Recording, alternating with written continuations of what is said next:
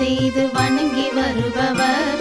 அவர் கோமாதா ஆசி தினம் கிடைக்க பெற்றவர். கோமாதாவை பூஜை செய்து வணங்கி வருபவர். அவர் கோமாதா ஆசி தினம் கிடைக்க பெற்றவர். கோமாதா ஆசி பெற்று வாழ்ந்து வருபவர். கோமாதா ஆசி பெற்று வாழ்ந்து வருபவர். என்றும் கோமாதா துணை நின்று நன்மை செய்திடும். என்றும் கோமாதா துணை நின்று நன்மை செய்திடும். கோமாதாவை பூஜை செய்து வணங்கி வருபவர். அவர் கோமாதா